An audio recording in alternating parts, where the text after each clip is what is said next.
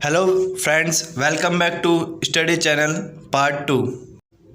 तो फ्रेंड्स, हमारा शीत युद्ध के बाहरी समूहों की भूमिका क्या थी। शीत युद्ध के दौरान जब दोनों महाशक्तियां टकराव के रूप में अप्रत्यक्ष रूप से आ गई थी, तब बाहरी समूहों ने वह देशों के टकराव को रोकने के लिए मध्यस्थता की भूमिका निभाई थी। ठीक है, इसमें कई तरह की हथियारों की संधि की गई थी, जैसे LTBT, ठीक है, परमाणु परीक्षण प्रतिबंध संधि की गई थी, NPT यानी परमाणु अपरक्षण संधि की गई थी, ABM यानी एंटी बैलिस्टिक मिसाइल संधि की गई थी। यह सारी संधि इस शीत युद्ध के बाहरी समूह की भूमिका को मध्यस्थता की भूमिका में निभाने की के लिए की गई थी।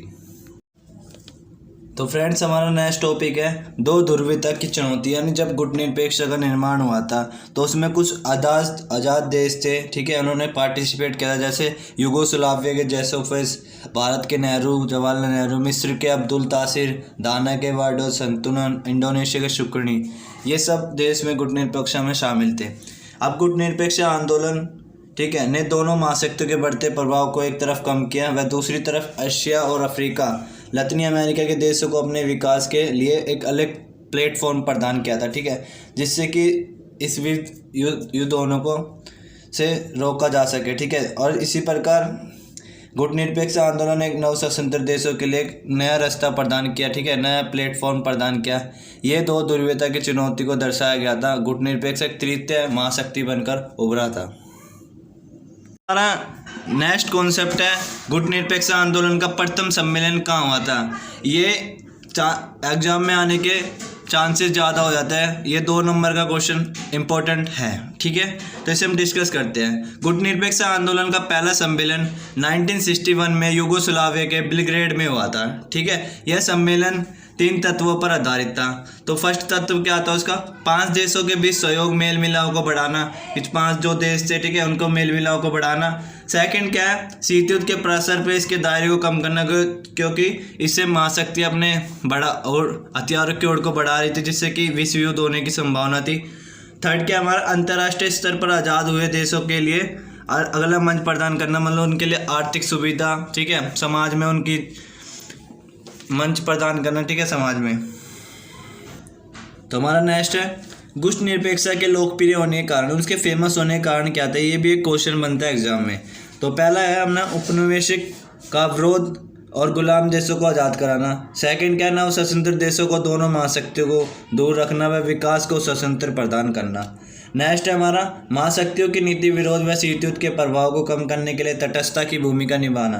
तटस्थता मतलब किसी भी प्रकार के युद्ध में अपने आप को दूर रखना। ठीक है, किसी भी समस्या का समाधान के लिए बातचीत शैली को अपनाया गया। ठीक है, पृथकवाद एक वर्ड आ सकता है, ये 1 नंबर का।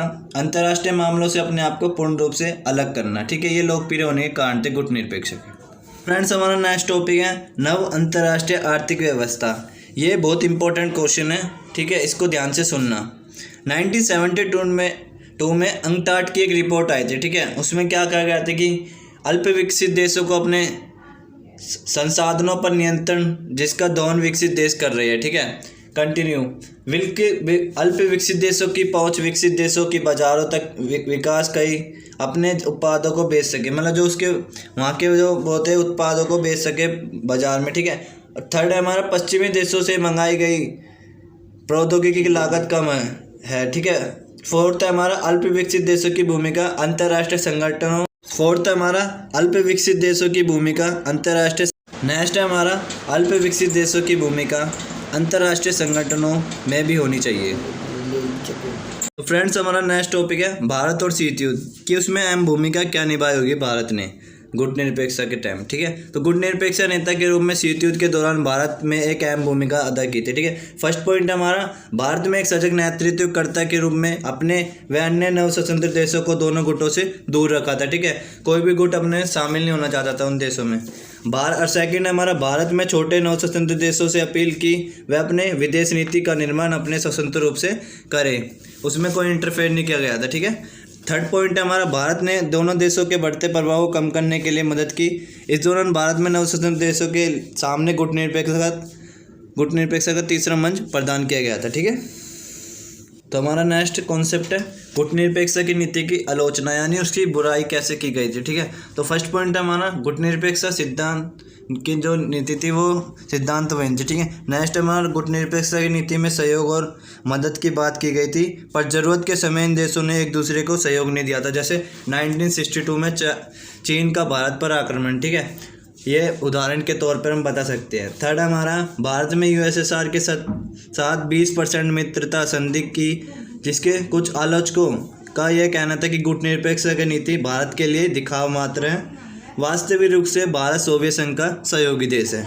नेक्स्ट है हमारा फोर्थ पॉइंट, गुटनिरपेक्षता का निर्माण दोनों महाशक्तियों के बढ़ते प्रभाव को कम करने के लिए किया गया था। जब 1991 में सोवियत संघ की विघटन के कारण आलोचकों का गुटनिरपेक्षता की नीति को महत्वहीन बताना। ठीक है, नेक्स्ट पॉइंट हम बता सकते हैं, आलोचक यह कहकर कि गुटनिरपेक्षता की नीति आलोचना करते थे कि भारत के प्रमुख नेता के लिए गुटनिरपेक्षता आंदोलन का कोई महत्व नहीं है। तो ये गुटनिरपेक्षता आंदोलन की आलोचना के पॉइंट भी एग्जाम में आने के चांसेस होते हैं, तो मोस्टली इंपॉर्टेंट होते हैं ये point. Thank you so much everyone. अगर आपको हमारी वीडियो अच्छी लगी हो तो लाइक एंड सब्सक्राइब कीजिए।